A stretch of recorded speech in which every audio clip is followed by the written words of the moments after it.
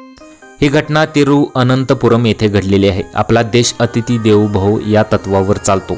पाहुणे आपल्याच देशाचे असो वा परदेशी, जेव्हा आपण एखाद्याला काही समस्येत पाहतो तेव्हा आपण त्याच्या मदतीसाठी धावतो। मात्र परदेशात असं घडत नाही बरं का।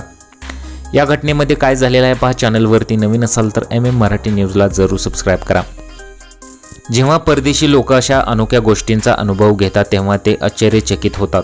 अलीकडेच एका परदेशी महिलेनं केरळला भेट देण्यासाठी ती गेली असता तिला आलेल्या तिच्या अद्भुत अनुभवाबद्दल पोस्ट केली आहे।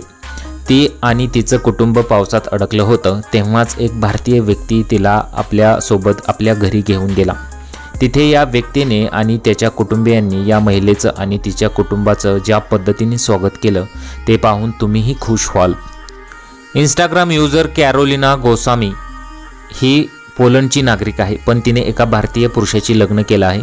कॅरोलिना गोस्वामी भारतातील अनोख्या चालीरीती आणि सुंदर परंपरावर व्हिडिओ बनवते। ती भारतातच राहते। अलीकडेच तिने एक व्हिडिओ पोस्ट केला ज्यामध्ये ती केरळमध्ये आपल्या कुटुंबासह आहे।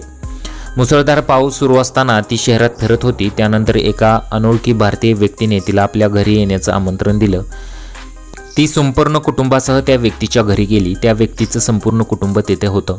त्या सर्व लोकांनी कॅरोलिना आणि तिच्या मुलाचं स्वागत केलं। तिच्या बाळाला झोक्यात ठेवून झोका दिला, त्यांना जेवण दिलं।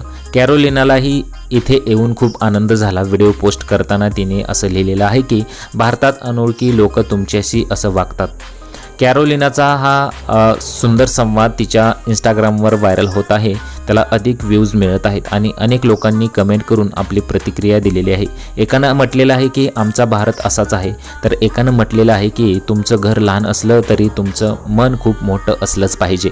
तुम्हाला काय वाटतं? तुमच्या प्रतिक्रिया जरूर कळवा।